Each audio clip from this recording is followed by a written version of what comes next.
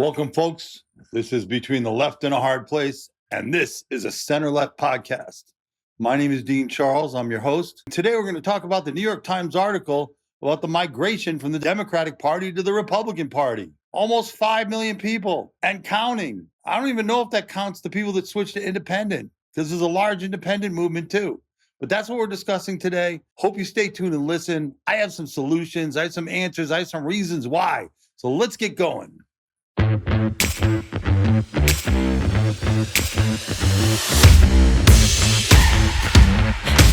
Okay, folks, people are leaving the Democratic Party in masses, in swing states, all over, except for maybe New York City, which I don't understand, but that's a whole nother topic.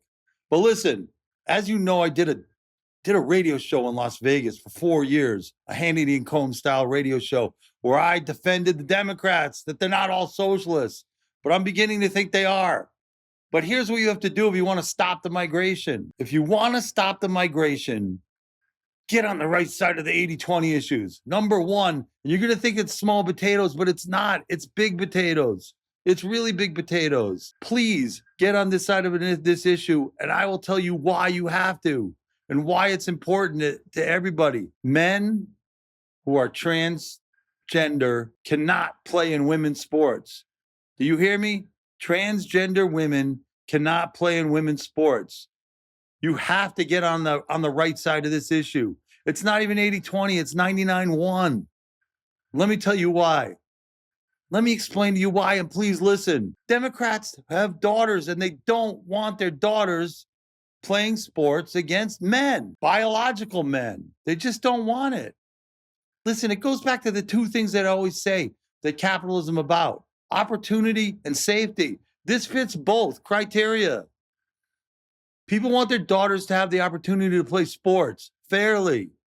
They also want them to be safe. You got to be kidding me to be on the wrong side of this issue. No one said it's fair. Why do transgender men just get to say I get to play women's sports? It doesn't make sense. You don't think I wanted to play on my high school basketball team? I play basketball all the time. I love basketball. Was I very good?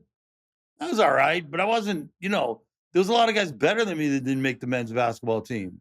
I didn't make the high school basketball team. I had no chance. None. I just wasn't that good. Life isn't fair sometimes. Should they make special accommodations for me? I don't know what I'd have to, because I identified as Dr. J, Magic Johnson. Oh, I'm Magic Johnson. Let me on the basketball team. I don't even understand. You have to get on the right side of this issue. There's no chance that unless you get on the right side of some of these issues like this one, you have any shot of winning. Please, someone Democrat besides me, Bill Maher and Stephen A. Smith, some politician, please get out there and say you denounce it. You would denounce transgender men playing in women's sports.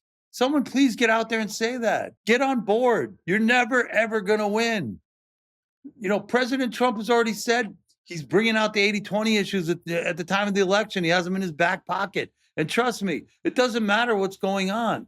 One thing that the Trump administration has going for them, despite all the things that you guys hate, all the Democrats hate about it, he does promote opportunity and safety. And if you don't think that's enough for Democrats who are on the line anyway, who are moderate or independent, to go over and take the fight to the Republicans, you're crazy. The Democrats think they've already won the House of Representatives in the next election. I mean, you don't understand. You have no shot right now. If the elections were today, you'd have no shot. And I know there's gerrymandering, Texas and California going on and all that stuff, but you'd have no shot. You think you have a shot. You think you've already got it won. But if you can't change your tune, if you can't kick the socialists out of the Democratic Party and go and bring it back to the center and get on the right side of the 80-20 issues, you have no chance. This is why you lost.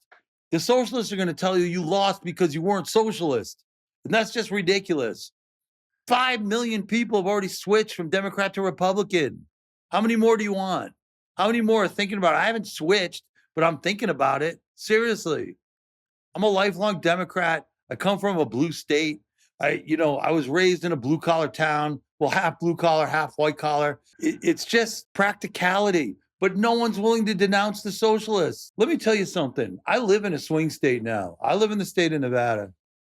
And Nevada is definitely a swing state. It's probably as close as any other state when it comes to red blue. Even though we have a Republican governor, 2 Democratic senators who are both moderate. At least they say they're moderate. Catherine Cortez Masto claims to be the head of the moderate party, the Mod Squad. I haven't heard her come out against socialism and DEI and all the nonsense. But let me tell you about my youngest son graduated high school last year. And I don't even have to talk about him. I'll talk about his friends. None of his friends are Democrats. None of them. Straight white guys. You know what they were subjected to through their years in school? Now, granted, I'm not going to discount some of the good teachers who just stuck to teaching, didn't bring up race or the fact that there were white guys, straight white guys. And I'm not going to bring up, because there are good teachers, but there's plenty of teachers that were DEI teachers who made them feel this big. And if you didn't toe the company line, you didn't get a good grade. When he was prepping for the ACTs, my son, and they had the ACT prep class, you know what they told him in the prep class? They said, when they came to the essay, remember who's going to be grading these papers. It's going to be some 20-something liberal English teacher, so write accordingly. Write accordingly. Do you think these kids had free speech growing up in school? Because they didn't. They had DEI teachers who forced them to toe the company line, write what they wanted to hear or face the consequences of a bad grade. Do you really think they're going to ever vote Democrat? You got to change the narrative. This narrative sucks. You think, you're all about free speech and equality, all the things. What happened to Martin Luther King's judge people by the content of their character? What happened to that? Where is that in the Democratic Party? Because I don't see it anymore. It's not there.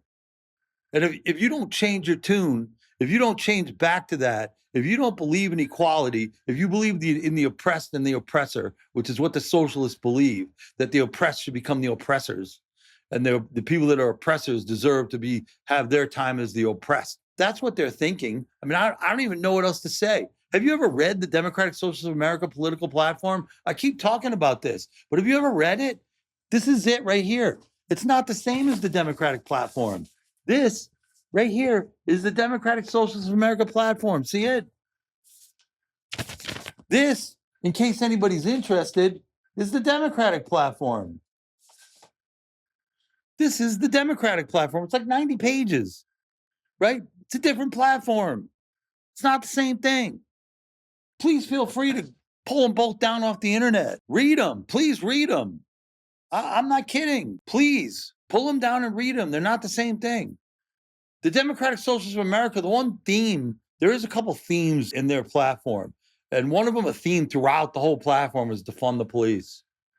But it's more than that, because they keep talking about it. They want everybody to be able to form unions and organize labor and, stick it to the man, except for one category, cops. Everybody should unionize. Like, everybody has the right to unionize and organize and blah, blah, blah, blah, except cops. Cops, they want to deorganize, deunionize, de-arm, eliminate even. Listen, I keep saying it over and over again. Safety and opportunity. The socialists offer neither.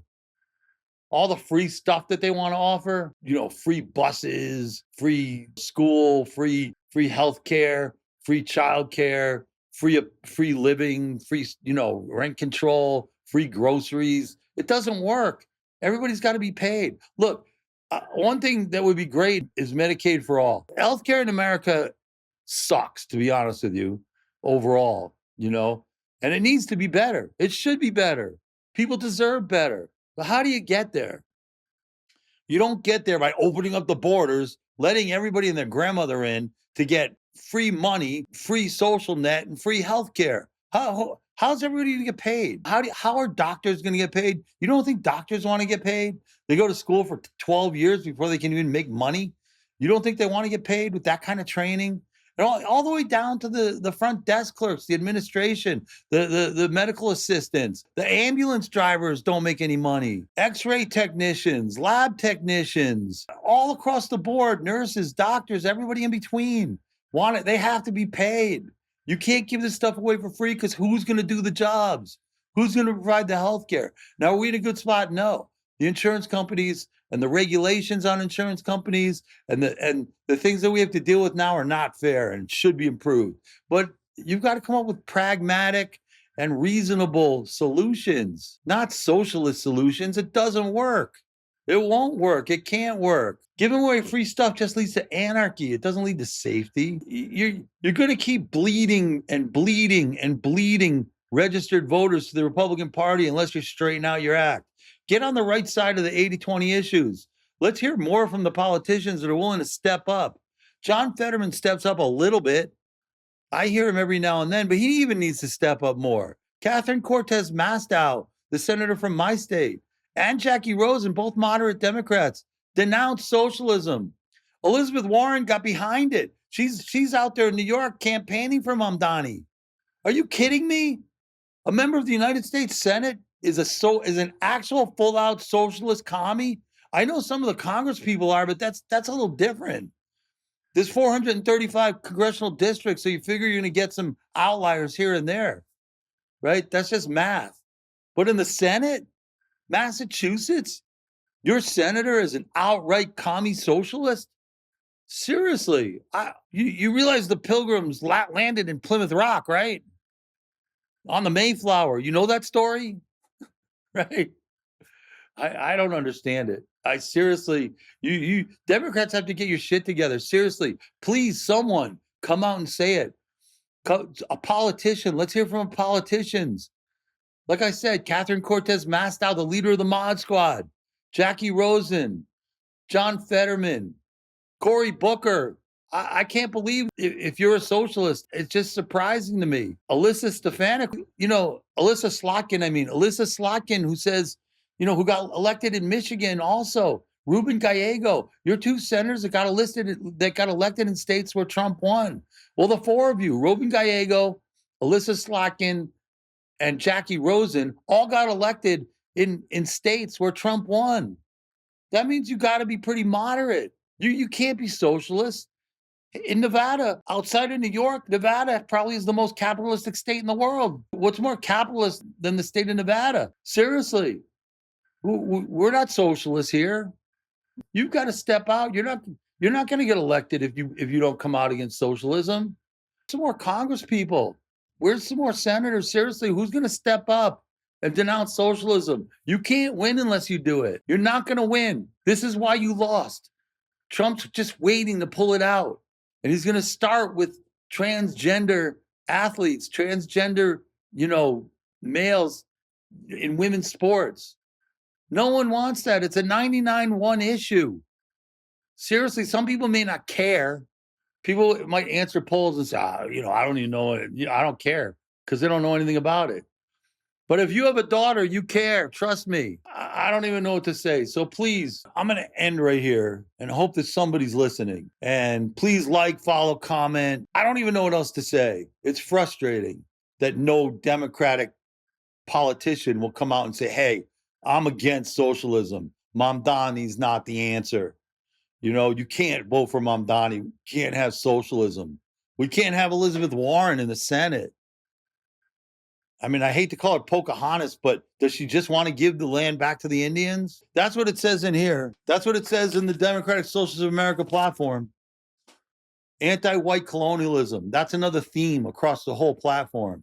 Anti-white colonialism. They're a feminist organization, a gay organization. They're anti-white colonialism. Straight white guys are at the bottom of the barrel, and all men are, right there with them. All straight men. Gay guys get a pass. I don't know why, but gay guys, I guess they're considered oppressed, so they get a pass. But men in general are at the bottom of the barrel. Straight white men are at the very bottom. So if you're so against white colonialism, do you want to give everything in the United States back to the Indians? I don't understand. Anyway, listen, like, follow, comment. Please let me know what you're thinking. I'm wondering if the moderate Democrats are out there who believe in straight out core democratic principles and not DEI socialist principles. Well, let me know. Stay tuned for more episodes. Thank you.